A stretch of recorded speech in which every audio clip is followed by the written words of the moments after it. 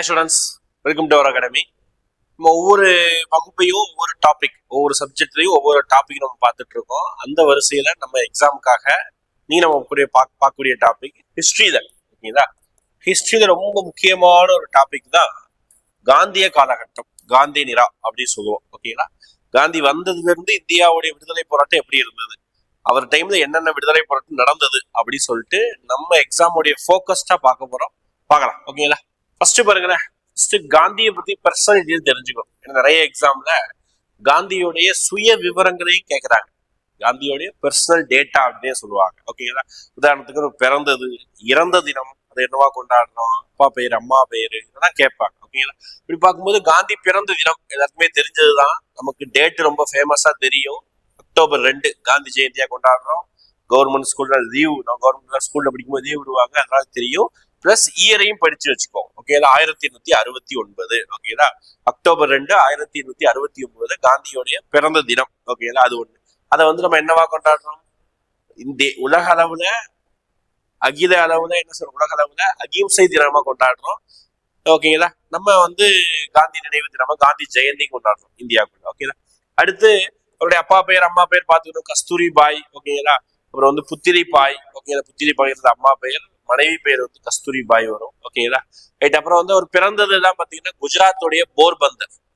குஜராத்ல பாத்தீங்கன்னா போர்பந்தர் அப்படின்ற இடத்துலதான் பாத்தீங்கன்னா அவரு பிறந்த இடம். ஓகேங்களா? குஜராத்ல அந்த பெரிய அப்பாலாம் பாத்தீங்கன்னா பெரிய பணக்கார குடும்பத்துல பிறந்தவர் தான் காந்தி. ரொம்ப கஷ்டப்பட்டு முன்னேறினவர் அப்படிலாம் கிடையாது. பிறக்கும் போதே பணக்கார, பார்ன் வித் சில்வர் ஸ்பூன் சொல்லுவோம்ல, அதே மாதிரி பிறக்கும் போதே பணக்கார வீட்டு பையனாக தான் காந்தி பிறந்தாரு. அவருக்கு என்னென்னலாம் கிடைக்கணுமோ எல்லாமே கிடைச்சது. ஓகே, அவருக்கு கிடைக்க வேண்டிய படிப்புல இருந்து அவருக்கு கிடைக்க வேண்டிய சலுகைகள் எல்லாமே கிடைச்சது. வாழ்ந்தாரு. அப்போ பள்ளி படிப்பு முடிச்சதுக்கு அப்புறம் பட்டப்படிப்பு படிச்சார். ஓகேங்களா? பட்டப்படிப்புல பாத்தீங்கன்னா லா. ஓகேங்களா? லால என்ன படிச்சார் அப்படின்னு பாத்தீங்கன்னா பாரிஸ்டர் பட்டம். அந்த காலங்கள்ல, பிரிட்டிஷ் காலங்கள்ல ஒரு ஃபேமஸான ஒரு பட்டம் உண்டு. அந்த பட்டம் என்ன அப்படின்னா பாரிஸ்டர் பட்டம். அந்த பாரிஸ்டர் பட்டம் வாங்குவாரு, லண்டன்ல போய் படிப்பாரு. லண்டன்ல தான் இருந்து பாரிஸ்டர் பட்டம் வாங்கினாரு. பாரிஸ்டர் பட்டம் வாங்கினதுக்கு அப்புறம் இந்தியா மற்றும் பிரிட்டிஷ் காலனி ஆதிக்கம் பண்ணக்கூடிய எல்லா நாடுகளுக்கும் கேஸுக்காக வாதாட போவார். ஓகேங்களா? இதுதான் கதை. இப்பதான் ஆரம்பிக்குது. ஓகேங்களா? இப்ப இது வரைக்கும் அவருடைய சுய விவரங்களை பார்த்துட்டு இப்போ கேஸ வாதாடுவதற்காக எல்லா நாட்டுக்கும் போவார். லண்டனுக்கு போவாரு, இந்தியாவுக்கு இருப்பாரு, சவுத் ஆப்பிரிக்கா போவாரு, நம்ம பக்கத்து நாடுகள், வேற நாடுகள் கூட போவாரு. பிரிட்டிஷ் எங்கெல்லாம் ரூல் பண்ணுதோம். அப்படி ஒரு நாள் ஓகேங்களா தென்னாப்பிரிக்காவுக்காக ஒரு இஸ்லாமிய பெரிய தொழிலதிபர் அவருடைய கேஸ், அவருடைய வழக்கை நடத்துவதற்காக தென்னாப்பிரிக்காவுக்கு 1893ஆம் ஆண்டு போறாரு. ஓகேங்களா? தென்னாப்பிரிக்காவுக்கு 1893ஆம் ஆண்டு என்ன பண்றாரு? தென்னாப்பிரிக்காவுக்கு போறாரு. அங்கதான் அவருடைய வாழ்க்கையில திருப்பு முனையாக அமையுது. ஓகேங்களா? என்ன சம்பவம் நல்லா ஞாபகம் வச்சுக்கோங்க. அப்போ தென்னாப்பிரிக்கால இருந்து ஒரு ஊர்ல இருந்து இன்னொரு ஊருக்கு போறாரு. ஓகேங்களா? அதான் ஊர் பேர் கூட முக்கியம் கேட்பாங்க. டர்பன்ல இருந்து பிரீட்டோரியா அப்படின்னு சொல்லுவாங்க, அந்த ஊர் வரைக்கும் போறாரு. ஓகேங்களா? டர்பன்ல ஏறாரு ட்ரெயின்ல, அங்க இருந்து பிரீட்டோரியா போறாரு. ஓகே, அந்த ட்ரெயின்ல போயிட்டு இருக்காரு. அங்க இடையில பீட்டர் மெரிட்டஸ்பர்க் அப்படிங்கிற ஊர்ல அவர் கழுத்தை பிடிச்சு வெளியே தள்ளப்படுகிறார். ஓகேங்களா? அதாவது இது ஒரு பெரிய கதை. ஓகேங்களா? ட்ரெயின் ஃபர்ஸ்ட் கிளாஸ் கோச்ல போயிட்டு இருப்பாரு காந்தி. அந்த தென்னாப்பிரிக்காவில வெள்ளையர்களை தவிர மற்ற இன மக்கள் யாருமே, இந்தியனா இருக்கட்டும், கருப்பினம், யாரா கூட இருக்கட்டும், யாருமே வெள்ளையர்களை தவிர ஃபர்ஸ்ட் கிளாஸ் ட்ரெயின்ல போகக்கூடாது. என்னதான் டிக்கெட் எடுத்திருந்தாலும் போகக்கூடாது. இப்போ இது ஒரு இன பாகுபாடு. இது காந்திகிட்ட டிக்கெட் கேட்டிருப்பாங்க. இது டிக்கெட் இருக்கு, நான் ஏன் பயணம் செய்யக்கூடாது? காந்திக்கும் அங்க இருக்கக்கூடிய ஒரு காவலாளிக்கும் வாக்குவாதம் ஏற்படும். இந்த வாக்குவாதம் பீட்டர் மெரிட்டஸ்பர்க் அப்படிங்கிற ஒரு இடத்துல அவரை என்ன செய்வாங்க, வெளியே தள்ளி விட்டுருவாங்க. ஓகேங்களா? வெளியே என்ன செய்வாங்க, தள்ளி விட்டுருவாங்க. தள்ளி விட்டதுக்கு அப்புறம் பாத்தீங்கன்னா அவர் அந்த ஸ்டேஷன்ல ரொம்ப நேரம் உட்கார்ந்து யோசிச்சுக்கிட்டே இருப்பார். ஓகேங்களா? ஏன் லண்டன்ல நம்ம படிச்சோம், இந்த மாதிரி ஒரு பெரிய பாகுபாடு இல்லை, ஆனா இங்க அவங்க ரூல் பண்ணக்கூடிய ஊர்ல இவ்வளவு பெரிய பாகுபாடு இருக்கே அப்படின்னு சொல்லிட்டு யோசிக்கிறாரு. யோசிச்சுட்டு அடுத்த நாட்கள்ல இருந்து அவருடைய பயணம் சவுத் ஆப்பிரிக்காவுடைய சின்ன சின்ன போராட்டத்துல அவருடைய பயணத்தை தொடங்குறாரு. அதை கவனிச்சுக்கோங்க. காந்தி இந்தியாவுக்காக விடுதலை போராட்டத்துல கலந்துகிட்ட காந்தி முதலாக அவருடைய போராட்டத்தை இந்தியாவில தொடங்குறாரு. முதலாக அவருடைய போராட்டம் முழுவதும் சவுத் ஆப்பிரிக்கா, தென்னாப்பிரிக்காவில தான் அவருடைய போராட்ட வாழ்க்கையே துவங்குது. ஓகேங்களா? அது இந்த சம்பவம். ஓகேங்களா? ட்ரெயினில் இருந்து தள்ளப்பட்ட சம்பவத்துக்கு பின்புதான் அவருடைய போராட்ட களம் சூடு பிடிக்குது. ஓகேங்களா? இப்ப சவுத் ஆப்பிரிக்கால பாக்குறாரு. சவுத் ஆப்பிரிக்கால கடுமையான சட்டங்கள் இருக்கு. 10 மணிக்கு மேல இந்தியர்கள் சொல்ல வேணாம், வெள்ளையர்களை தவிர மற்ற மக்கள் யாருமே 10 மணிக்கு மேல, இரவு 10 மணிக்கு மேல வெளியே நடமாடக்கூடாது. ஓகேங்களா? திருமணம் செஞ்சாங்க அப்படின்னா, ஒரு இந்தியர்களோ கற்பிடத்துல திருமணம் செஞ்சாங்கன்னா, ஆங்கிலேய அந்த தேவாலயம் கிறிஸ்தவ முறைப்படி திருமணம் செஞ்சா மட்டும்தான் ஏற்றுக்கொள்ளப்படும் அப்படின்னு சொல்லிட்டு இந்த மாதிரி சின்ன சின்ன கடுமையான சட்டங்கள் இருக்கு. எங்கு போனாலும் ஐடி கார்டை கொண்டு வரணும், இந்த மாதிரி சட்டங்கள் தான் இருந்தது. இதெல்லாம் எதிர்த்து காந்தி சவுத் ஆப்பிரிக்காவிலேயே சின்ன சின்ன போராட்டங்களை, அந்த போராட்டத்தின் வடிவம் தான் என்ன சொன்னாங்கன்னா, காந்தி சவுத் ஆப்பிரிக்கால ஸ்டார்ட் பண்றாரு. சத்தியாகிரகம் அப்படிங்கிற போராட்டத்தை வழிநடத்தி கொண்டு போறாரு. ஓகேங்களா? ஃபுல்லா சவுத் ஆப்பிரிக்கால தான் நிறைய விஷயத்தை உருவாக்குவார். சவுத் ஆப்பிரிக்கால பார்த்தீங்கன்னா ஃபீனிக்ஸ் செட்டில்மெண்ட் அப்படின்னு சொல்லிட்டு ஒரு ஃபீனிக்ஸ் மாதிரி ஒரு அமைப்பு உருவாக்குவாரு. ஓகேங்களா? அப்புறம் வந்து இப்போ சவுத் ஆப்பிரிக்கால பத்திரிகை தொடங்குவாரு சவுத் ஆப்பிரிக்கா மக்களுக்கும் இந்தியால. அதே மாதிரி அங்க போய் தான் தமிழ்நாட்டு ஒரு பெண்மணியை மீட் பண்ணுவாங்க. அவருடைய வாழ்க்கையில் நடந்த மிகப்பெரிய ஒரு தருணம் சொல்லிட்டு அவருடைய புத்தகத்துல எழுதி வச்சிருக்காரு. தமிழ்நாட்டை சேர்ந்த தில்லையடி வள்ளியம்மை, மேபி நீங்க ஸ்கூல்ல எல்லாரும் படிச்சிருப்பீங்க. அவங்கள போய் மீட் பண்ணிருப்பாரு காந்தி அந்த போராட்டத்துல அவங்க ஜெயில இருக்கும்போது. அது ஒரு கதை உண்டு. ஓகேங்களா? இப்ப சவுத் ஆப்பிரிக்காவோட வாழ்க்கை துவங்குது. சவுத் ஆப்பிரிக்கால தான் அடுத்து ஒரு 10-12 வருஷம் அங்கேயும் இருப்பாரு. அப்ப இடையில வந்து திருப்பி இந்தியாவுக்கு வருவாரு, திருப்பி போவார். சரிங்களா? ரைட்டா? இப்படிதான் சவுத் ஆப்பிரிக்கா விடுதலை போராட்டத்துக்கு, விடுதலை கிடையாது, அங்க இருக்கக்கூடிய மாற்றத்துக்காக போராடுறாரு. சிறைக்கு செல்வார், சவுத் ஆப்பிரிக்காவுக்கு வெளியே வராரு. அப்புறம் என்னதான் சவுத் ஆப்பிரிக்கா விடுதலை போராட்டத்துக்காக போராடினாலும் ஒரு கட்டத்துல யோசிக்கிறாரு. என்ன யோசிக்கிறாரு? என்னவா இருந்தாலும் நம்மளுடைய நாடுங்கிறது இந்தியா. ஓகேடா? எப்படியா இருந்தாலும் இந்தியாவுக்கு நம்ம போய் ஆகணும் அப்படின்னு சொல்லிட்டு அவர் என்ன பண்றாருன்னா, இந்தியாவுக்கு போறதை பத்தி விரும்புறாரு. அப்போ அவருடைய குரு ஒருத்தர் இருப்பார். ஓகே, யாருடைய குரு? காந்தியின் குரு. ரொம்ப முக்கியமா கேட்பாங்க, ஞாபகம் வச்சுக்கோங்க, நோட் பண்ணி. காந்தியின் குரு யாருன்னா கோபால கிருஷ்ண கோகலே. ஓகேங்களா? கோபால கிருஷ்ண கோகலே அவரு வந்து இவருடைய நெருங்கிய குரு. அவர் என்ன சொல்றாரோ அதுதான் காந்தியும் கேட்பார். அப்போ ஒரு கடிதம் மூலமாக பேசிக்குவாங்க. அப்போனா மொபைல் எதுவும் கிடையாதுல. கடிதம் மூலமா பேசும்போது கோபாலகிருஷ்ண கோகலே என்ன பண்ணுவாருன்னா, இங்க வாங்க, இந்த காந்தி நீங்க இந்தியாவுக்கு வாங்க சொல்லிட்டு இந்தியாவுக்கு கூப்பிடுவார்.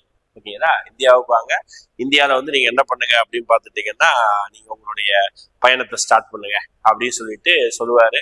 அப்பதான் இவருடைய பேச்சை கேட்டு, கோபாலகிருஷ்ண கோகலே குருவுடைய பேச்சை கேட்டு காந்தி இந்தியாவுக்கு முழுவதுமாக இந்தியாவுடைய விடுதலை போராட்டத்துக்காக திரும்புகிறார். அதுதான் இந்த டேட். ஓகே, இந்தியா திரும்புதல், ஆன் ரிட்டர்ன் டு இந்தியா அப்படி சொல்றாங்க. இந்த டேட்டை முக்கியமா நோட் பண்ணி வச்சுக்கோங்க, ரொம்ப முக்கியம், கேள்வி கேட்பாங்க. சரிங்களா? ஜனவரி 9, 1915 இந்தியாவுக்கு திரும்பி வராரு. ஓகே, ரொம்ப முக்கியம், நோட் பண்ணி வச்சுக்கோங்க. ஓகேங்களா? 9 இந்தியாவுக்கா திரும்பி வராரு. இந்த தினம் ரொம்ப ஃபேமஸ் ஆனது. இந்த தினத்தை வந்து இந்திய அரசாங்கம் ஒரு முக்கியமான தினமாக கொண்டாடுகிறது. என்ன தினம்? என்ஆர்ஐ டேவா கொண்டாடுகிறது. ஓகேங்களா? இந்த தினம் வந்து என்ஆர்ஐ டே. ஓகேங்களா? அதாவது பிரவேசி பாரதிய திவாஸ் அப்படின்னு சொல்லிட்டு ஹிந்தியில சொல்றோம். இங்கிலீஷ் சொல்லும் போது நான் ரெசிடென்ட் இந்தியன் டே அப்படின்னு சொல்றாங்க. தமிழ்ல வெளிநாடு வாழ் இந்தியர்கள் தினமாக கொண்டாடுறோம். காந்தி திரும்பி இந்தியாவுக்கு வந்த தினத்தை 2 வருஷத்துக்கு கொண்டாடுறோம். ஓகேங்களா? நமக்கு தேவை காந்தி எப்படி ரிட்டர்ன் வந்தாருன்னு முக்கியம். ஓகேங்களா? சரி, இப்ப காந்தி இந்தியாவுக்கு வந்துட்டாரு. இந்தியாவுக்கு வந்த உடனே விடுதலை போராட்டத்தில் ஈடுபட்டாரா? ஏன்னா ஒரு வரதுக்கு முன்னாடியே, ஒரு 20-30 வருஷத்துக்கு முன்னாடியே நம்ம ஊர்ல ஒரு பெரிய கட்சி ஆல்ரெடி விடுதலை போராட்டத்துக்காக போராடிட்டு இருக்குது. என்ன கட்சி? ஐஎன்சி, இந்திய தேசிய காங்கிரஸ். அதுல ஒரு ஆள் தான் நம்ம கோபாலகிருஷ்ண கோகலே. அதுக்கு முன்னாடி நிறைய மூத்த தலைவர்கள் நிறைய பேர் இருந்தாங்க. ஓகேங்களா? அப்ப காந்தி வர்றதுக்கு முன்னாடியே ஒரு விடுதலை போராட்டங்கிற செட்டப் வந்து இந்தியாவில் இருந்தது. ஆனா காந்தி வந்ததுக்கு அப்புறம் அது கொஞ்சம் வேகமானது, அவ்வளவுதான். ஓகேங்களா? இப்ப இந்தியாவுக்கு வந்தாரு. இப்போ வந்த உடனே ஒரு விடுதலை போராட்டத்திலேயோ அல்லது ஏதாவது போராட்டம் பண்ணாரானா? உடனே போராட்டம் பண்ணல. அவர் வந்து தன்னுடைய குருவுடைய பேச்சு கேட்டார். குரு என்ன சொல்ற? கோபாலகிருஷ்ண கோகலே என்ன சொல்றாருன்னா, காந்தி, நீ இந்தியாவிலே தான் பிறந்த, இந்தியாவில தான் வாழ்ந்த, ஆனா இந்தியா விடுதலை போராட்டத்துடைய களம் உனக்கு தெரியாது. அதனால நீ ஒரு 2-3 வருடங்கள் நீ என்ன பண்ணு அப்படிப்பட்டு இந்தியா முழுவதும் சுற்றுப்பயணம் மேற்கொள்ளு. சுற்றுப்பயணம் சுத்தி பார்க்க கிடையாது. ஓகேங்களா? இந்தியாவுடைய கலாச்சாரம் என்ன, இந்தியாவுடைய இனங்கள் என்ன இருக்குது, இந்தியாவில ஜாதி அமைப்பு எப்படி இருக்குது, இந்தியாவில பிரிட்டிஷ்காரன் எப்படி ரூல் பண்றான், அதை ஏன் இந்தியர்கள் எதிர்க்காங்க, இதெல்லாம் தெரிஞ்சுக்கிறதுக்காக இந்தியாவுடைய எல்லா பகுதிகளுக்கும் நீ போய் பாரு. அப்பதான் உனக்கு அந்த அனுபவ அறிவு கிடைக்கும் சொல்லிட்டு அவருடைய குரு கோபாலகிருஷ்ண கோகலே சொல்றாரு. அதற்கு இணங்கி இவர் என்ன செய்யறாரு அப்படி பாத்தீங்கன்னா, இந்தியா முழுவதும் அவருடைய பயணம், சுற்றுப்பயணம் இருக்கிறார். 15 பேர் போறாரு, 16 போகிறாரு, 17 சுற்றுப்பயணம் மேற்கொள்வார். அப்படி சுற்றுப்பயணம் மேற்கொள்ளும் பொழுது ஒரு தொடக்கத்துல 1917 வருஷத்துல பீகாருக்கு சுற்றுப்பயணம் போறாரு. கவனிச்சுக்கோங்க, பீகாருக்கு சுற்றுப்பயணம் போயிருக்காரு. அப்படி பீகார் சுற்றுப்பயணம் மேற்கொள்ளும் போது பீகார்ல ஆல்ரெடி ஒரு ப்ராப்ளம், ஒரு பெரிய ப்ராப்ளம். அந்த ப்ராப்ளத்துக்காக அங்க ஆல்ரெடி ஒரு போராட்டம் நடந்துகிட்டு இருக்கு. ஓகேங்களா? பீகார்ல ஒரு சின்ன கிராமம், அந்த கிராமத்துடைய பெயர் தான் சம்ப்ரான். ஞாபகம். கிராமத்துடைய பேர் தான் சம்புரான். அந்த கிராமத்துல ஆல்ரெடி ஒரு போராட்டம் நடந்துட்டு இருக்கு. அந்த போராட்டத்துக்கு பக்கத்து ஊர்ல தான் காந்தி சுற்றுப்பயணம் மேற்கொண்டிருந்தார். அதனால காந்தியை பத்தி தெரிஞ்சவங்க அந்த போராட்டத்துல இருந்து ஒரு நபர், ஒரு பேர் நோட் பண்ணி வச்சுக்கோங்க. சம்புரான் சத்தியாகிரகத்துல ஒரு நபர் ராஜ்குமார் சுக்லா. ஓகேங்களா, ராஜ்குமார் சுக்லா. ஓகேங்களா, ஞாபகம் வச்சுக்கணும். இந்த ராஜ்குமார் சுக்லா என்ன பண்றாருன்னா காந்தியை போய் இன்வைட் பண்றாரு. காந்தி, நீங்க கண்டிப்பா என்ன செய்யணும் அப்படின்னா எங்களுடைய போராட்டத்துக்கு நீங்க கம்பல்சரி வரணும் அப்படின்னு சொல்லிட்டு காந்தி இன்வைட் பண்றாரு. உடனே காந்தி என்ன பண்றாரு, ராஜ்குமார் சுக்லா கிட்ட டீட்டெயில்ஸ் தான் கேட்கிறாரு. எதுக்காக இந்த போராட்டம், எதை எதிர்த்து இந்த போராட்டம் அப்படின்னு கேட்கிறாரு. அந்த டீட்டெயில் பார்க்கும்போது சம்புரான் சத்தியாகிரகம் எதற்கான போராட்டம்னா, ஆல்ரெடி நீங்க எங்கேயாவது கேள்விப்பட்டிருப்பீங்க, இண்டிகோ அப்படின்னு சொல்லிட்டு ஒரு பயிர் கேள்விப்பட்டிருப்பீங்கல்ல. அந்த இண்டிகோ பயிரை கட்டாயப்படுத்தி பிரிட்டிஷ்காரங்க இந்தியர்களுடைய நிலத்துல விளைவிக்க சொல்றாங்க. ஓகே, கட்டாயப்படுத்துறாங்க. அதுக்கு பேர் தான் என்ன சொல்றாங்கன்னா தீன் கத்தியா அப்படி சொல்றாங்க. ஓகே, என்ன கத்தியா? தீன் கத்தியா என்ற முறை. அதாவது உங்ககிட்ட 20 பங்கு நிலம் இருக்குன்னா அதுல 3 பங்கு நிலத்தை நீ என்ன செய்யணும் அப்படி பார்த்தேன்னா இண்டிகோ செடியை விளைவிக்கணும். அந்த இண்டிகோ செடியை நாங்க வாங்கிக்குவோம். இதுல என்ன நல்லது தானே சார் அப்படின்னு நினைக்கலாம். ஆனா அப்படி விளைவிக்கிற இண்டிகோ செடிக்கு நல்ல விலை போக மாட்டேங்குது. நான் அந்த 3 பகுதியில நான் வேற ஏதாவது விளைவிச்சு நான் வருமானத்தை பார்த்துக்குவேன். ஆல்ரெடி விவசாயம் நலிவடைந்து போயிருக்கு. இந்த நிலைமையில இப்படி பண்ணும்போது விவசாயிகள் மேலும் சங்கடப்படுகிறார்கள். அப்ப இண்டிகோ அறுவடையை எதிர்த்தும் இதுக்கு பேர் என்ன சொல்றாங்க, தீன் கத்தியா அப்படி சொல்றாங்க. சிஸ்டம்லாம் நோட் பண்ணி வச்சுக்கோங்க. இந்த பாயிண்ட் எல்லாம் கேட்கலாம். தீன் கத்தியா முறை, இதை எதிர்த்தும் மக்கள் என்ன பண்றாங்கன்னா போராடிட்டு இருக்காங்க. அந்த போராட்டத்துல காந்தி போராட்டம் நடைபெறுகிறது 1917. இயர் நோட் பண்ணி வச்சுக்கோங்க. ஓகேங்களா. இப்ப சம்புரான் எங்க இருக்குன்னு கேட்பாங்க. சம்புரான் பீகாரில ஒரு கிராமம். ஓகேங்களா. அடுத்து 1917 நடக்குது. என்ன பிரச்சனை? இண்டிகோ கல்டிவேஷன் தான் பிரச்சனை. எப்படி? தீன் கத்தியா என்ற முறைதான் பிரச்சனை. 20ல 3 பங்கு நிலம். இதுதான் அவரை அழைத்தது யாரு? ராஜ்குமார் சுக்லா. ஓகே, இதுதான் நோட் பண்ணி வச்சுக்கோங்க. சரிங்களா, அவ்வளவுதான். இதுதான் சம்புரான் போராட்டம். காந்தி சரி சார், போராட்டம் வெற்றியா தோல்வியா? காந்தி போறாரு. காந்தி மக்கள் எல்லாரையுமே என்ன பண்ண சொல்றாருன்னா சட்ட மறுப்பு இயக்கத்தை இங்க ஃபாலோ பண்ணுங்க அப்படின்னு சொல்லிட்டு சொல்றாரு. காந்தியோடைய முதல் சட்ட மறுப்பு இயக்க போராட்டமே இதுதான். ஃபர்ஸ்ட் சிவில் டிசோபீடியன்ஸ் மூவ்மெண்டே சம்புரான் போராட்டம் தான். சரிங்களா. போராட்டம் ஸ்டார்ட் பண்ண சொல்றாரு. காந்தி என்ன செய்யறாரு அப்படின்னா அவங்க கூட என்ன பண்றாரு அப்படின்னா ஸ்டார்ட் பண்ணி அவர் பாட்டுக்கு போராட்டம் போகுது. ஒரு கட்டத்துல அங்க இருக்கக்கூடிய பிரிட்டிஷ் இந்தியர்களை பாக்குறாங்க. இதுக்கப்புறம் நீங்க இண்டிகோ பயிரெல்லாம் நீங்க பண்ண வேணாம் அப்படின்னு சொல்லிட்டு இந்த போராட்டத்தை வெற்றிகரமாக காந்தி முடித்து வைக்கிறார். காந்தியின் முதல் வெற்றி, காந்தியின் முதல் போராட்டம் இந்தியாவில் இதுதான். காந்தியோடைய முதல் வெற்றியுமே இதுதான். ஓகேங்களா. புரிஞ்சு போச்சா? சம்புரான் சத்தியாகிரகம் புரிஞ்சுதா? ஈஸி ஞாபகம் வச்சுக்கோங்க. சரி, நம்ம கேக்குன்னு எழுதி போட்டிருக்கீங்க. அது என்னங்கிறத கடைசியா சொல்றேன். சரியா, அதை விட்டுருங்க. ஓகேங்களா. அப்போ சம்புரானை பத்தி நான் சொன்ன இவ்வளவு பாயிண்ட் மட்டும் நோட் பண்ணி வச்சுக்கோங்க போதும். காந்தியோட முதல் போராட்டம், காந்தியோட முதல் சட்ட மறுப்பு இயக்க போராட்டம் அதுதான் இயர் 1917. அடுத்து 2வது போராட்டம் அகமதாபாத். பீகாரின் சுற்றுப்பயணத்தை முடிச்சு விட்டு அப்படியே வராரு. ஒரு சொந்த ஊருக்கு வராரு. சொந்த ஊர் எது? குஜராத் பக்கத்துல வரும்போது அகமதாபாத். இப்போ இந்த ஒரு போராட்டத்துல வெற்றி அடைஞ்ச உடனே லோக்கல் ஏரியாவில காந்தினா யாரு, எப்பேற்பட்டவர்கிற ஒரு நியூஸ் பரவ ஆரம்பிச்சு அப்படியே எல்லாருக்கும் ஸ்ப்ரெட் ஆகுது. அப்ப அந்த நியூஸை கேட்டுட்டு இருக்க அவங்க எல்லாரும் என்ன பண்றாங்க அப்படின்னு பாத்தீங்கன்னா உங்க அகமதாபாத்லயும் ஒரு போராட்டம் நடக்குது, அங்கேயும் கூப்பிடுவோம் அப்படின்னு சொல்லிட்டு அகமதாபாத்லயும் ஒரு போராட்டம் நடக்குது. அங்க விவசாயிகள் சார்பா போராட்டம். இங்க ஆலை, ஒரு மில்லுல வேலை பார்க்கறவங்க, ஓகே, ஒரு ஃபேக்டரியில வேலை பார்க்கறவங்க எல்லாரும் போராட்டம் நடத்துறாங்க. அப்ப அகமதாபாத் வேலை நிறுத்த போராட்டம் அப்படின்னு எழுதி வச்சுக்கோங்க. சரிங்களா. 1918. இது 17, இது அடுத்து 18. சரிங்களா. அவங்க அகமதாபாத் எங்க இருக்குது, சம்புரான் எங்க இருக்குன்னு கேட்பாங்க. பீகார்ல இருக்குது. அகமதாபாத் எங்க இருக்குது, குஜராத்ல இருக்கு. ஊருக்கே தெரிஞ்சதுதான். அப்ப இங்க என்ன சார் பிரச்சனை? இங்க விவசாயிக்கு பிரச்சனை, இங்க ஃபேக்டரி ஊழியர்களுக்கு பிரச்சனை. எது சம்பந்தமா? போனஸ் சம்பந்தமா பிரச்சனை. ஞாபகம் வச்சுக்கோங்க, போனஸ் சம்பந்தமா பிரச்சனை. அப்போ அகமதாபாத் இந்த வருஷத்துக்கு முன்னாடி எல்லாம் ஒரு பெரிய நோய் பரவுனது. ஃபேக்டரியில பாருங்க எல்லாருக்கும் ஒரு நோய். என்ன நோய் அப்படின்னா பிளேக் நோய். எலினால வரும்ல அந்த பிளேக் நோய். அந்த பிளேக் நோய் காரணமாக நிறைய பேர் லீவ் போட்டாங்க. அதனால அவங்களுடைய வேலையை மற்றவங்க செய்ய வேண்டியதா இருந்தது. இதனால மற்றவங்க செஞ்சா நான் போனஸ் வழங்குறேன்னு சொன்னாரு. போன வருஷம் போனஸ் கொடுத்தாரு. அடுத்த வருஷமும் அதே தொகை போனஸ் என்னால கொடுக்க முடியாதுன்னு சொல்லிட்டு உங்களுடைய ஓனர் என்ன சொல்றாருன்னா நான் உங்களுக்கு 25% தான் போனஸ் தருவேன் அப்படின்னு சொல்லிட்டு சொல்றாரு ஓனர். பிரிட்டிஷ்காரன் தான். ஓகேனா. ஆனா நம்ம இந்திய லேபர்ஸ் எல்லாரும் தொழிலாளர் என்ன டிமாண்ட் பண்றாங்கன்னா எங்களுக்கு 50% போனஸ் வாங்கணும் போன வருஷம் அந்த மாதிரி அப்படின்னு சொல்லிட்டு டிமாண்ட் பண்றாங்க. இந்த போராட்டத்துக்கு காந்தி வராரு, காந்தி தலையிடுறாரு, காந்தி போராட்டத்தை ஸ்டார்ட் பண்றாரு. சத்தியாகிரகம் தான் திருப்பியும் அற வழியில் அமைதியான முறையில் போராட்டத்துக்கு பேர் தான் சத்தியாகிரகம். சத்தியாகிரக போராட்டத்தை ஸ்டார்ட் பண்றாரு. காந்தி வந்து திருப்பி என்ன பண்றாரு, டிமாண்ட் பண்றாரு. அப்புறம் ரெண்டு பேருக்கு பேச்சுவார்த்தை நடக்குது. பேச்சுவார்த்தை நடக்கும்போது காந்தி எப்பவுமே காந்தியோடைய சுச்சுவேஷன் வந்து ரெண்டு பக்கமே சாதகமா பேசுற மாதிரி பேசுவார். கடைசி வெற்றியை தேடி தருவார் ரெண்டு பக்கமே. அப்படிதான் ஓனர் சொன்னது 25% போனஸ், நம்ம லேபர்ஸ் எல்லாருமே கேட்டது 50% போனஸ், ரெண்டு பேரும் காம்ப்ரமைஸ் பண்ணி 35% போனஸ் வழங்குவதாக முடிவு பண்ணிட்டாரு. அகமதாபாத் வேலை நிறுத்த போராட்டமும் வெற்றி. அவ்வளவுதான், முடிஞ்சு போச்சு. புரியுதா? ஓகே, இந்த இடத்துல அது எந்த ஊர்ல இருக்குது, எந்த ஏரி, என்ன பிரச்சனை, அதை நோட் பண்ணி வச்சுக்கோங்க. ஓகேலா. லாஸ்ட் அடுத்த போராட்டம் கேதா சத்தியாகிரகம். ஓகேலா, அதுவும் அதே வருஷம். ஆனா இதுக்கப்புறம் தான் அது கேள்வி கேட்பாங்க. ஓகேங்களா, அதுதான் ஷார்ட்கட் எழுதி போட்டிருக்கேன், சொல்றேன். கேதா சத்தியாகிரகம். ஓகேங்களா, கேதா. சரி சார், இது எங்க சார் இருக்கு? இதுவும் குஜராத்ல தான் இருக்கு. ஓகேங்களா, வச்சுக்கோங்க. இதுவும் எங்கதான் இருக்குது? குஜராத்ல தான் இருக்கு. ரொம்ப முக்கியம். ஓகேங்களா. அப்ப இது குஜராத்ல இருக்கிறதுனால இதுல என்ன சார் பிரச்சனை? இங்க திருப்பி இங்கேயும் விவசாயிகள் பிரச்சனை தான். என்ன அப்படின்னு பார்க்கும்போது, அப்ப இங்க நமக்கு வந்து பாத்தீங்கன்னா இப்போ கேதா சத்தியாகிரகம் விவசாயிகள் போராட்டம் தான். ஆனா இதே மாதிரி கிடையாது. ஓகேங்களா. ஒவ்வொரு வருஷமும் பிரிட்டிஷ்காரங்க நம்ம இந்திய விவசாயிகிட்ட வரி வசூல் பண்றாங்க. எதுக்காக வரி வசூல் பண்றாங்க? அவங்களுடைய நிலத்தை வந்து ராஜா கிட்ட இருந்து நாங்க வாங்கிட்டு அதனால வரி வசூல் பண்றாங்க. ஆனா ராஜாக்கள் ஒரு வருஷத்துல மழை பெய்யறனா வரி வசூல் பண்ணாம விட்டுருவாங்க. ஆனா நம்ம பிரிட்டிஷ்காரன் அப்படி பண்ண மாட்டோம். அங்கெல்லாம் இது பிரச்சனை ஆயிடுச்சு. ஓகேங்களா. கேதால இதுக்கு முந்திர வருஷம் முந்திர விளைச்சல்ல மழையே பெய்யல. அப்ப அந்த பெய்யாத மழைக்கு எங்களால எப்படி வரி கட்ட முடியும் அப்படின்னு சொல்லிட்டு வரியை கட்ட முடியாது அப்படின்னு சொல்லிட்டு போராட்டம் பண்ணாங்க கேதா மக்கள். காந்தி போறாரு, திருப்பி போராட்டத்தை ஸ்டார்ட் பண்றாரு. உண்ணாவிரத போராட்டம் இங்க நடக்குது. நடந்ததுக்கு அப்புறம் அவர் டேரக்டா ஓப்பனா சொல்றாரு, யாரும் வரி கட்டாதீங்க அப்படின்னு சொல்றாரு. ஓகேங்களா. கட்டாம இருக்கிறாங்க. திருப்பியும் பிரிட்டிஷ்க்கு அதிகாரிகள் வந்தாங்க. சரி, இந்த வருஷம் வரி சலுகை கொடுக்கப்படும் அப்படின்னு சொல்லிட்டு கேதாவுக்கு வரி சலுகை கொடுக்குறாங்க. இந்த போராட்டமும் வெற்றி. அவ்வளவுதான். அப்ப 3 போராட்டம் காந்தி தொடங்கினாரு. 3மே எதுலதான் முடிஞ்சது அப்படின்னா வெற்றியில தான் முடிந்தது. 17, 18, 18 தான். அப்ப எதுக்கு சார் இந்த ஷார்ட்கட் அப்படின்னால ஞாபகம் வச்சுக்கோங்க.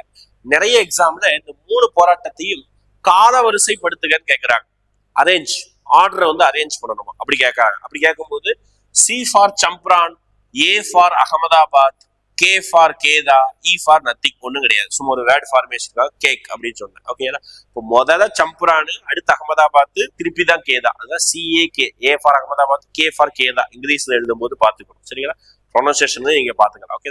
17, 18, 18. காந்தி வந்தது 15. காந்தி பிறந்தது 1869. காந்தி சவுத் ஆப்பிரிக்காவுக்கு போனது 1893. சரிங்களா. வருஷம் முக்கியம். அடுத்து போலாமா? அடுத்து இந்த போராட்டம் வெற்றி அடைஞ்சிட்டு இந்த போராட்டம் நடந்துகிட்டு இருக்கக்கூடிய வேலையில கதைகள் அப்படியே அடுத்த வடிவத்தை நோக்கி போகுது. என்ன ஆகுது அப்படின்னு பாத்தீங்கன்னா, ஆக்சுவலா இதே போராட்டம் நடக்கக்கூடிய வேலையில வேர்ல்டு வார் நடந்துகிட்டு இருக்கு. சைடு நோட் பண்ணி வச்சுக்கணும். ஓகேங்களா. வேர்ல்டு வார் 1 அப்படி சொல்லுவாங்க. முதலாம் உலக போர். எந்த வருஷம்? முதலாம் உலக போர் நடந்துட்டு இருக்க வேலையில தான் காந்தி இந்தியாவுக்கு வராரு. 1914 இருந்து 1918 வரைக்கும் முதலாம் உலக போர் நடக்குது. ஓகேங்களா. அப்போ 14 முடிஞ்சு 15 தான் வராரு. 17, 18 தான் இந்தியாவில போராட்டம். 19 தான் போர் கிடையாது, 18 முடிஞ்சது. அப்போ நம்ம இந்திய வீரர்களை போர் தான் நடைமுறைப்படுத்தியிருப்பாங்க.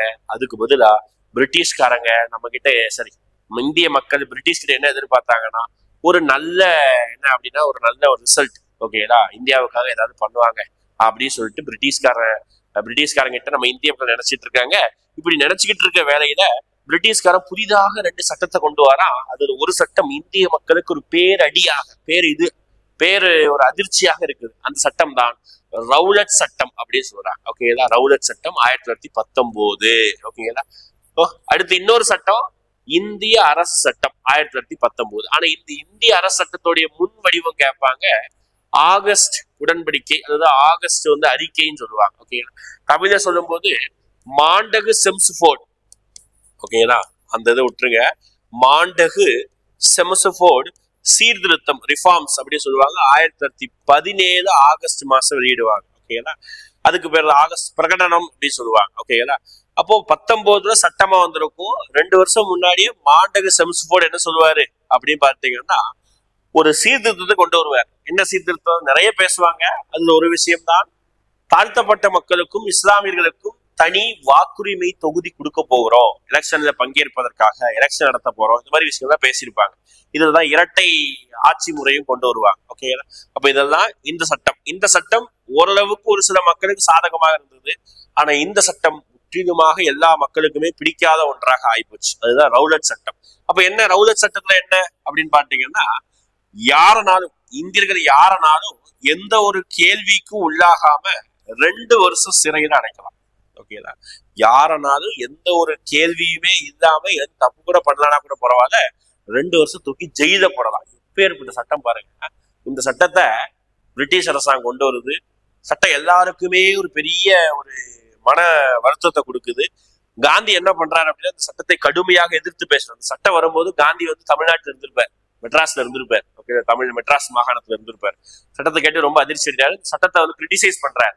இது ஒரு கருப்பு சட்டம் அப்படின்னு சொல்றாரு. காந்தியோடைய கூற்று நோட் பண்ணி வச்சுக்கோங்க. ஓகே, நான் சொல்லக்கூடிய ஒவ்வொன்றுமே பாயிண்ட் தான்ப்பா, நீ அப்படியே கதையா கேட்கற மாதிரி நோட் பண்ணிக்க வேண்டியதான். இந்த சட்டத்தை காந்தி என்ன சொல்றாரு, ஒரு கருப்பு சட்டம் அப்படின்னே சொல்றாரு. யோசிச்சு பாருங்க இந்த சட்டம் எந்த அளவு கொடுமையானது.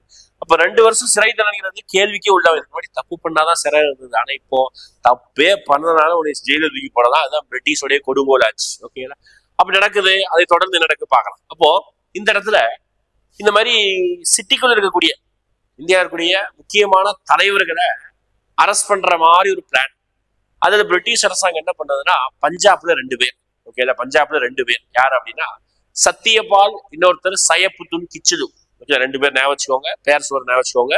பஞ்சாப்ல ஒரு பெரிய இளமையான லீடர்ஸ் அவங்க 2 பேரும், சத்தியபால், இன்னொருத்தர் சையப்புத்துன் கிச்சுலு. ஓகேல, இவங்க 2 பேரும் என்ன பண்றாங்க அப்படின்னு பாத்துக்கிட்டீங்கன்னா, 2 பேரும் பஞ்சாப்ல மக்களை ஒன்றிணைத்து போராட்டம் நடத்துவது ரொம்ப வல்லவர்கள். அதனால இவங்களுக்கு 2 பேரையும் தூக்கி பிரிட்டிஷ்கார சிறையில போடுறான். ஓகேங்களா? நல்ல விஷயம், சிறையில போடுறான். அப்ப இந்த சிறையில போட்டதை எதிர்த்து பஞ்சாப் மக்கள் போராட ரெடி ஆகுறாங்க. அப்படி போராட ரெடி ஆகுற அன்னைக்கு, தூக்கி ஜெயில போட்ட அன்னைக்கு ஏப்ரல் 9 ஞாபகம் வச்சுக்கணும். ஓகே, 2 பேரையும், சத்தியபாலையும் சையப்புத்துன் கிச்சுலு, இவங்க 2 பேரையும் சிறையில போட்ட நாள் கேட்பாங்க. ஏப்ரல் 9, 1919. சட்டம் அதே வருஷம், ரவுலட் சட்டம் அதே வருஷம். ஓகேங்களா? 19. அப்ப தூக்கி சிறையில போடுறாங்க. இந்த சிறையில போட்டதை எதிர்த்து பஞ்சாப்ல எல்லா மக்களும் சேர்ந்து ஒரு பெரிய ஒரு போராட்டம் நடத்துறதா முடிவு பண்ணாங்க. அந்த போராட்டத்துக்காக அங்க பக்கத்துல இருக்கக்கூடிய ஒரு பெரிய கிரவுண்டு, அந்த கிரவுண்டுக்கு பேர் தான் ஜாலியன் வாலாபாக். ஓகே, கிரவுண்டுக்கு பேர் தான். ஓகேங்களா? அந்த கிரவுண்டுல அந்த மக்கள் எல்லாரும் ஒண்ணு கூடுறாங்க. ஓகே, 2 பேரும் அரெஸ்ட் பண்ணாங்க. சத்தியபால், சையப்புத்துன் கிச்சுலு 2 பேரையும் எப்ப அரெஸ்ட் பண்ணாங்க? ஏப்ரல் 9. ஓகேங்களா? அரெஸ்ட் பண்றாங்க. ஒரு 2-3 நாள் கழிச்சு, ஓகேங்களா, அதான் பைசாகி திருநாள். எங்க நம்ம ஊர்ல பொங்கல் அறுவடை திருநாள் மாதிரி பஞ்சாப்ல பைசாகி திருநாள் ஒரு ஃபேமஸான ஒரு அறுவடை திருவிழா. ஓகே, என்னைக்கு? ஏப்ரல் 13 அன்னைக்கு. ஓகே, ஏப்ரல் 13, 1919 கிரவுண்ட்ல எல்லாரும் ஒண்ணு சேர்ந்து கூடுறாங்க. கூடும்போது கூட்டம் பெரிதாகுது. அது திருவிழா அன்னைக்குறதுனால அறுவடை பண்ணிட்டு நேரம் எல்லாரும் ஆயுதத்தோட கிரவுண்டுக்கு வந்துட்டாங்க. இப்படி ஒரு அறுவடை பண்ணுவோம், வெட்டு, கத்தி, கடப்பாறை, கோடாரி இருக்கும். ஓகேலா, அதோட அப்படியே வந்துட்டாங்க போராட்டத்துக்கு. ஜாலியன் வாலாபாக் ஒரு பெரிய கிரவுண்ட். ஓகேலா, கிரவுண்ட் ஃபுல்லா ஒரு 2000-3000 மக்கள் இருக்காங்க. அப்ப அங்க ஒரு சட்டம் இருந்தது ஆல்ரெடி. ஓகேலா, பொதுமக்கள் எல்லாரும் ஒண்ணு கூடக்கூடாது, பிரச்சனை உருவாகும் சட்டம் இருந்தா அந்த சட்டத்தை மீறி எல்லாரும் ஒண்ணு கூடுனாங்க. அங்க லோக்கல் இருக்கக்கூடிய மேஜர், அவர் பேரு ஜெனரல் டயர் அப்படின்னு சொல்லுவாங்க. அந்த பகுதியோடைய ஒரு head, army head General Dyer. அவர் என்ன பண்றாருன்னா, எல்லாரும் கலைஞ்சு போங்கன்னு சொல்றாரு. ஆனா யாருமே கலைஞ்சு போகல. அப்பதான் ஒரு கலைஞ்சு போவதற்காக, மக்களை விரட்டுவதற்காக பீரங்கி வச்சு குண்டு சுடுவோம் அப்படின்னு சொல்லிட்டு ஒரு பீரங்கி கிரவுண்டுக்குள்ள என்ட்ரியாக ட்ரை பண்ணுவார். ஆனா அந்த பீரங்கி கிரவுண்டுக்குள்ள வராது, வாசல் சின்னது. அதனால பீரங்கி போக சொல்லிட்டு ஒரு 10-15 ராணுவ வீரர்களை கிரவுண்ட் அப்படியே ஒரு சுத்தி ஒரு சின்ன வட்டத்துல அப்படியே சின்னதா ஒரு ரோ மாதிரி நிக்க வச்சு, முன்னறிவிப்பே இல்லாம ஜெனரல் டயர் என்ன பண்ணிட்டாருன்னா சுடுவதற்கு ஆர்டர் கொடுத்தாரு. ஒரு பாட்டுக்கு போர் வீரர்களும் பாட்டுக்கு கண்ணு முன்னு தெரியாம எல்லாரும் சுட்டு கொள்ளுறாங்க. பயத்துல அந்த கிரவுண்ட், ஜாலியன் வாலாபாக் கிரவுண்ட்ல இருந்த மக்கள் எல்லாரும் பயத்துல அப்படி அப்படியே ஓடுறாங்க. பாதி பேர் துப்பாக்கி குண்டு பட்டு சாகுறாங்க. பாதி பேர் கூட்ட நெரிசல சாகுறாங்க. பாதி பேர் பயந்து போய் நடு ஒரு கிணறு இருந்தது, அந்த கிணத்துக்குள்ள விழுந்து ஒருத்தர் மேல ஒருத்தர் விழுந்து விழுந்து விழுந்து பாதி பேர் இறந்து போறாங்க. அப்போ உண்மையான எண்ணிக்கை 1000க்கும் மேல இறந்து போனாங்க அப்படின்னு சொல்றாங்க. ஓகேங்களா, இது ஒரு பெரிய சர்ச்சையானது, இந்தியா முழுவதும் பேசப்படுறாங்க. அதனால நம்ம இன்னைக்கு வரைக்கும் இதை நினைவுபடுத்தி சொல்றோம். என்னைக்கு ஜாலியன் வாலாபாக் படுகொலை அப்படின்னு சொல்றோம். ஒருத்தர் 2 பேரும் கொண்டா கொலை, ஒரு பெரிய தலைவரை கொண்டா படுகொலை. பெரிய நிறைய மக்களை கொண்டாலும் படுகொலை தான். ஓகேங்களா? ஏப்ரல் 13 நான் சொன்ன எல்லா சம்பவம் நடக்குது இந்த பைசாகி திருவிழா அன்னைக்கு. ஓகேங்களா? அப்போ இதை கேட்ட நிறைய பேர் வந்து வருத்தம் தெரிவிக்கிறாங்க, பிரிட்டிஷ்க்கு எதிராக கடுமையா பேசுறாங்க. உதாரணத்துக்கு காந்தி, ரவீந்திரநாத் தாகூர், இவங்க 2 பேரும் தான் பிரிட்டிஷ் கிட்ட இருந்து வாங்கின பட்டத்தை விட்டு கொடுக்குறாங்க. வாங்கடா, உங்க பட்டமே எனக்கு வேணாம் அப்படி சொல்றாங்க. உதாரணத்துக்கு காந்தி கைசர் ஐ ஹிந்த் அப்படி சொல்லிட்டு பட்டத்தை திருப்பி பிரிட்டிஷ் கிட்டே ஒப்படைக்கிறாங்க. நம்ம ரவீந்திரநாத் தாகூர் நைட் வுட் அப்படின்னா சர் பட்டம் அப்படின்னு சொல்லலாம். ஓகே, அந்த பட்டத்தையும் திருப்பி கொடுக்குறாங்க. ஓகே, ரொம்ப முக்கியமான நிகழ்வு, நோட் பண்ணி வச்சுக்கணும். 2 பேரும் பட்டமே எனக்கு வேணாம் சொல்லிட்டு ஒப்படைக்கிறாங்க. இது பிரிட்டிஷ்க்கு ஒரு பெரிய கெட்ட பேரை உருவாக்குது. உடனே பிரிட்டிஷ் அரசாங்கம் ஒரு ஆர்டர் போடுது, இதை விசாரிப்பதற்காக நாங்க ஹண்டர் தலைமையில் ஒரு குழு அமைக்கிறோம் அப்படின்னு சொல்றாங்க.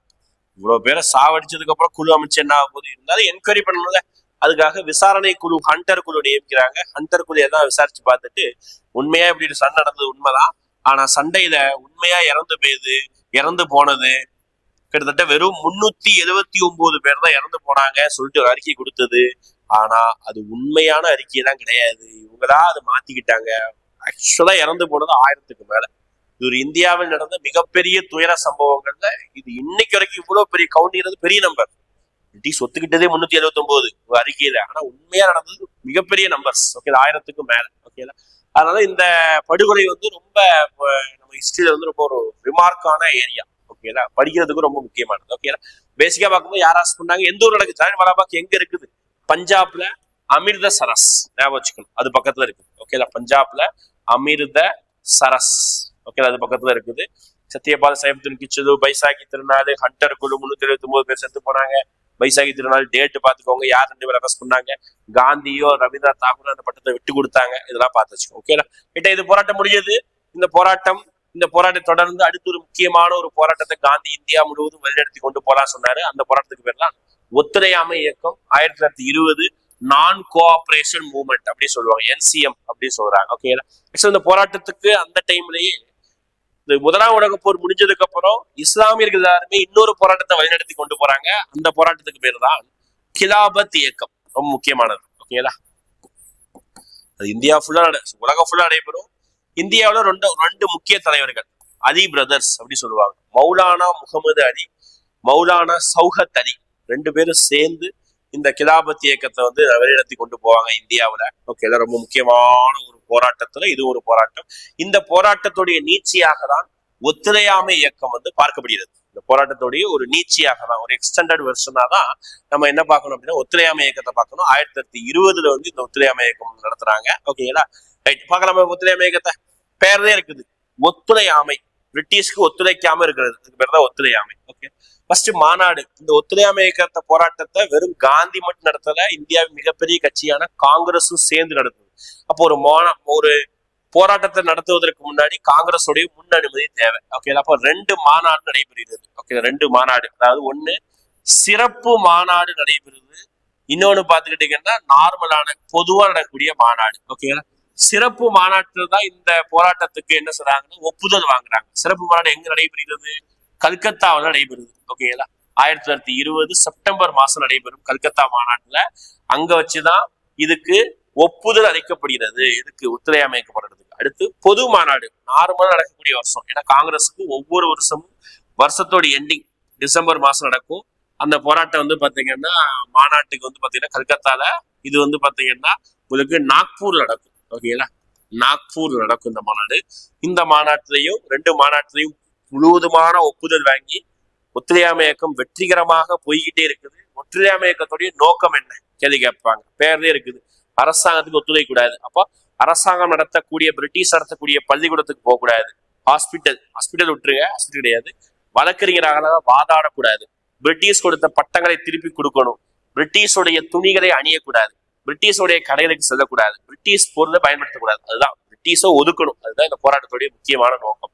நல்ல வேகமா போயிட்டு இருந்த போராட்டம் ஒரு கட்டத்துல அங்கங்க அடி வாங்க ஆரம்பிக்குது. உதாரணத்துக்கு பாத்தீங்கன்னா வேகமாக போய்கிட்டு இருந்த போராட்டம் ஒரு இடத்துல என்ன ஆச்சு அப்படின்னு பாத்துக்கிட்டீங்கன்னா சின்ன சின்ன கலவரங்களோட முடியுது. காந்தி என்ன சொன்னாரு அப்படின்னு பாத்தீங்கன்னா, ஒத்துழையாமை இயக்க போராட்டத்தை அமைதியான முறையில வழியில நீங்க வேகமா கொண்டு போனீங்கன்னா இன்னொரு 4-5 வருஷத்துல உங்களுக்கு தன்னாட்சி சுய ஆட்சி வாங்கி கொடுத்துறேன்னு சொன்னாரு.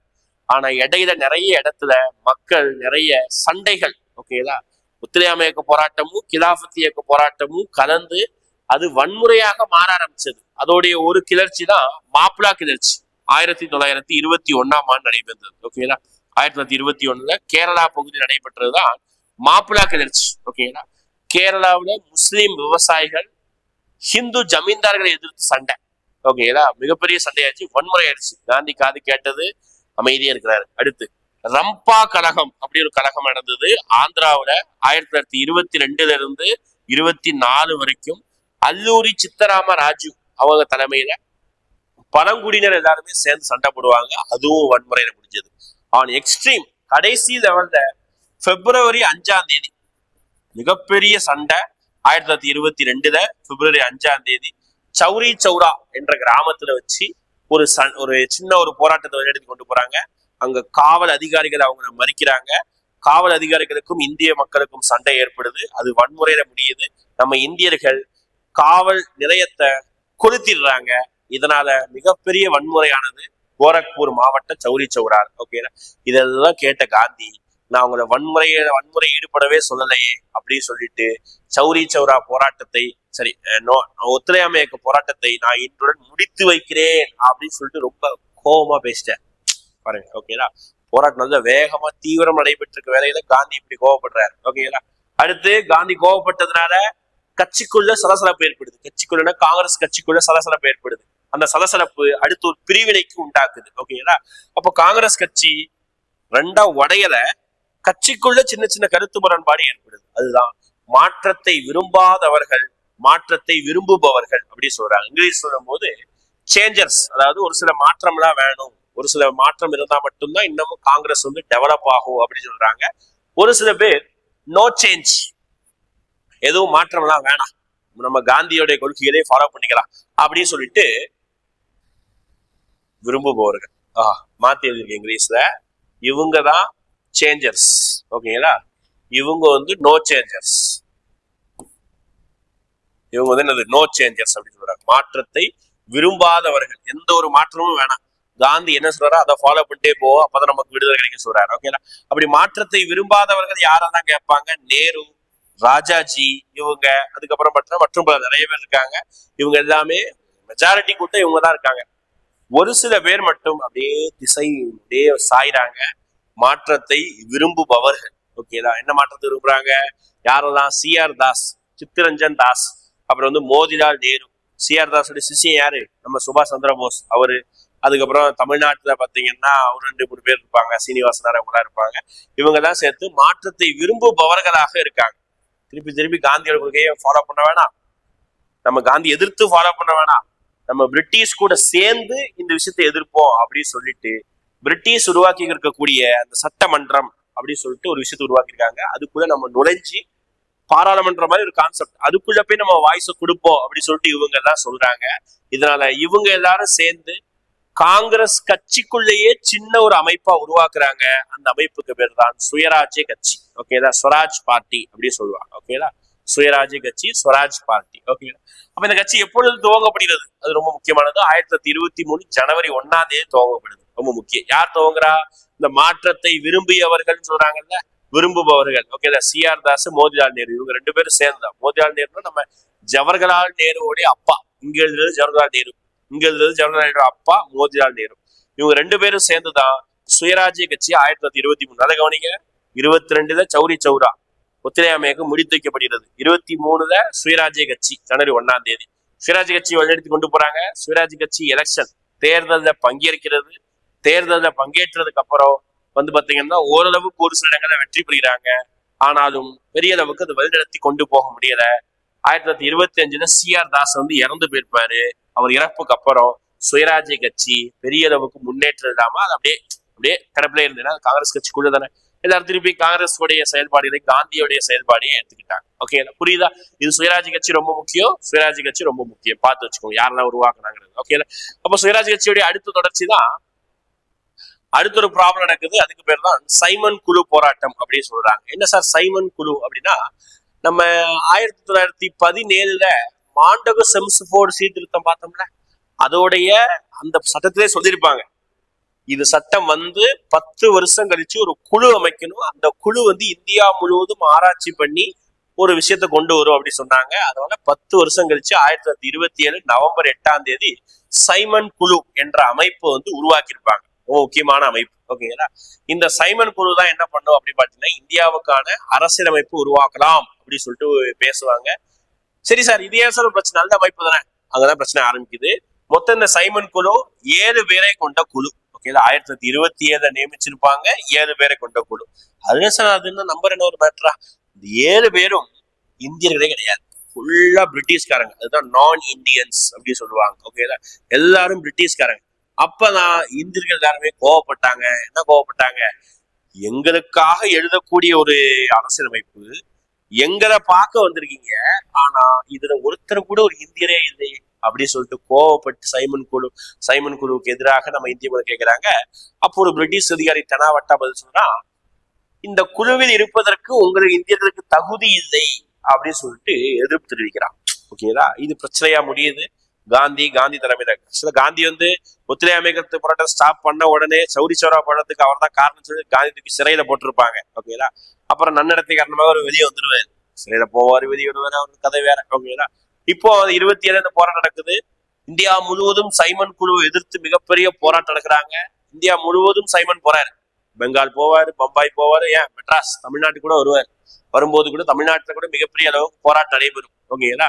போராட்டம் நடைபெறும். 1928 தன்னுடைய அறிக்கையை சமர்ப்பிக்கிறாங்க. நம்ம இந்தியர்களுக்கு யாருக்குமே தகுதி இல்லைன்னு சொன்னாங்கல்ல. இதனால கோபமடைந்த நம்ம இந்தியர்கள் எல்லாரும் என்ன பண்றாங்கன்னா, காங்கிரஸ் தலைமையில நம்ம சைமன் குழு மாதிரியே நம்மளும் ஒரு குழுவை உருவாக்கலாம் அப்படின்னு சொல்லி முடிவெடுத்து மோதிலால் நேரு, வச்சுக்கோங்க, மோதிலால் நேரு அப்பா, ஓகேங்களா, அவர் தலைமையில நேரு அறிக்கை அப்படின்னு சொல்லிட்டு ஒரு அறிக்கையை ரெடி பண்றாங்க. அது 1928 வெளிவருது. ஓகேங்களா? மோதிலால் நேரு தலைமையில 1928 என்ன வருது அப்படின்னு பாத்தீங்கன்னா, நேரு அறிக்கை வெளியிடுறாங்க. ஓகேங்களா? ரொம்ப முக்கியமான நேரு அறிக்கை சைமன் குழுவுக்கு எதிராக. ஓகேங்களா? அதுல சொன்ன ஒரு சில விஷயத்த இதுலயும் சொல்லியிருப்பாங்க. கொஞ்சம் இந்தியர்களுக்கு சாதகமா சொல்லியிருப்பாங்க. அங்க சாதகமா சொல்லியிருக்க மாட்டாங்க, இங்க சாதகமா சொல்லியிருப்பாங்க. ஓகேங்களா? இதுதான் சைமன் குழு. சைமன் குழு எதிர்த்து நிறைய போராட்டம் நடந்தது. இருந்தாலும் சைமன் குழு எல்லா இடத்தையும், ஏன்னா போற இடத்துக்கெல்லாம் போராட்டம், கோ பேக் சைமன் அப்படி சொல்லிட்டு இந்தியர்கள் போராடினாங்க. ஓகேங்களா? அப்ப இந்த அளவுக்கு போராட்டம் விகராசம் நடந்திருக்கும் பாத்துக்கோ. ஓகேங்களா? அப்ப இந்த அளவுக்கு போராட்டம் நடந்துகிட்டே போயிட்டு இருக்குது. அவ்வளவுதான். ஓகேங்களா? போராட்டம் கட்டத்துல சைமன் குழு அது வந்து அவன் வந்த வேலையை அவர் முடிச்சு அவர் பாட்டு போயிட்டார். ஓகேங்களா? சைமன் குழு அறிக்கை ரெடி பண்ணி இந்திய கவர்மெண்ட் பிரிட்டிஷ் அரசாங்கத்தை ஒப்படைச்சிட்டு அவர் பாட்டு கிளம்பி போயிட்டாரு. இந்தியர்கள் நேரு அறிக்கையை சமர்ப்பிச்சிருப்பாங்க. அதோட சைமன் குழுவுடைய ரிப்போர்ட்டை வச்சுதான் அடுத்து வட்டமேசை மாநாடு 1, 2, 3 விவாதிப்பாங்க. அது நம்ம அடுத்த பாட்டு வகுப்புல நம்ம பார்க்கலாம். சரிங்களா? ரைட்டா? அப்ப நம்ம வந்து காந்தி வருகையிலிருந்து அப்படியே தொடர்ந்து சைமன் குழு போராட்டம் வரைக்கும் நம்ம என்ன பண்ணிருக்கோம், அந்தந்த டைம்ல என்ன நடந்ததுங்கிறது நம்ம பார்த்திருக்கோம். ஓகே, இடையில சின்ன சின்ன விஷயங்களா ஒவ்வொரு முறையும் நம்ம நோட் பண்ணிருக்கோம். ஓகேங்களா? ரைட்டா? இப்போ ஃபாஸ்டா ஒரு ரிவிஷன் விட்டுறலாமா? கவனிங்க. ஃபர்ஸ்ட் காந்தியோட தலைமை பார்த்திருந்தோம். அது காந்தி பிறப்பு, படிப்பு, அவர் வந்து பாத்தீங்கன்னா சவுத் ஆப்பிரிக்காவுக்கு போன வருஷம் பார்த்திருந்தோம். அங்க ஒரு ட்ரெயின் வச்சுதான் அவர் வந்து வெளியே தள்ளப்பட்டார். அதுக்கப்புறம் சவுத் ஆப்பிரிக்கால முழுவதுமாக விடுதலை போராட்டத்துக்காக போராடி இருப்பாரு. விடுதலை போராட்டம் சொல்லிட்டேன், சாரி, அவங்களுடைய சீர்திருத்தம், அவங்க சட்டத்தை எதிர்த்து நடத்தக்கூடிய போராட்டத்துக்காக இவர் வந்து சப்போர்ட் பண்ணிருப்பாரு. ஓகேங்களா? ரைட்டா? அடுத்து இந்தியாவுக்கு வந்த நாடு, அங்க சவுத் ஆப்பிரிக்காலே சத்தியாகிரகம், அவங்க அகிம்சை வழியில் அறவழியை போராட்டம் நடத்தியிருப்பாரு. இந்தியாவுக்கு திரும்புறாரு ஜனவரி 9, 1915. காந்தியின் குரு கேள்வி கேட்பாங்க, கோபாலகிருஷ்ணன் கோகலே. அவருடைய வேண்டுதலின் காரணமாக தான் இந்தியாவுக்கு வருவாரு. வந்ததுக்கு அப்புறம் கோபாலகிருஷ்ணன் கோகலே சொன்னதுனாலதான் இந்தியா முழுவதும் சுற்றுப்பயணம் மேற்கொள்வார். ஓகேங்களா? அவர் வந்தனால நம்ம என்னவா கொண்டாடுறோங்கிறத பாத்துக்கோங்க. அடுத்து வந்து முதல் 3 போராட்டம் ரொம்ப முக்கியம். சம்பரான் போராட்டம், அகமதாபாத் போராட்டம், கேதா போராட்டம், 3மே ரொம்ப முக்கியம். காந்தியோட முதல் போராட்டம் 17, 18, 18 கேக், அதுதான் ஷார்ட்கட். ஓகே, சம்பரான் எந்த ஊர், அகமதாபாத் எந்த ஊர், கேதா எந்த ஊர் பாத்துக்கோங்க. 3ல என்ன ப்ராப்ளம்? சம்பரான்ல தீன் கத்தியா, இண்டிகோ ப்ராப்ளம். அகமதாபாத்ல மில் வேலை நிறுத்தம். கேதால பாத்தீங்கன்னா வரி தொடர்பான பிரச்சனை. அடுத்து ரவுலட் சட்டம், கருப்பு சட்டம் சொல்லியிருப்பாரு. கவர்மெண்ட் ஆஃப் இந்தியா ஆக்ட், மாண்டக சிம்சோட் சொல்லுவாங்க. அடுத்து வந்து பாத்தீங்கன்னா ஜலியன்வாலாபாக் படுகொலை ரொம்ப முக்கியமானது. யாரு கொலை பண்ணாங்க, யார் அரெஸ்ட் பண்ணாங்க, என்ன திருவிழா அன்னைக்கு, இதை பார்த்து வச்சுக்கணும். அடுத்து ஒத்துழையாமை இயக்கத்தை ஸ்டார்ட் பண்றாங்க. எந்த மாநாட்டத்துடைய நோக்கம் என்ன, ஒத்துழையாமை இயக்கத்தின் பொழுது எங்கதான் பிரச்சனை நடந்ததுங்கிறத நோட் பண்ணி வச்சுக்கோங்க. அடுத்து காங்கிரஸ் 2ஆ பிளவுறுது. மாற்றத்தை விரும்புபவர்கள், மாற்றத்தை விரும்பாதவர்கள் அப்படின்னு சொல்றாங்க. அடுத்து அவங்க எல்லாம் ஒரு கட்சி ஆரம்பிக்கிறாங்க, சுயராஜ்ய கட்சி. அது ஒளிவில் வந்து போகுது. சைமன் குழு வருது. அவ்வளவுதான். ஓகேங்களா? ரைட்டா? முடிஞ்சதா? லாஸ்டா ஒரு 5 கேள்வி கேட்கிறேன். அந்த 5 கேள்விக்கு கமெண்ட் பண்ணிட்டு போயிருங்க, படிச்சு நடத்துறது. ஓகேங்களா?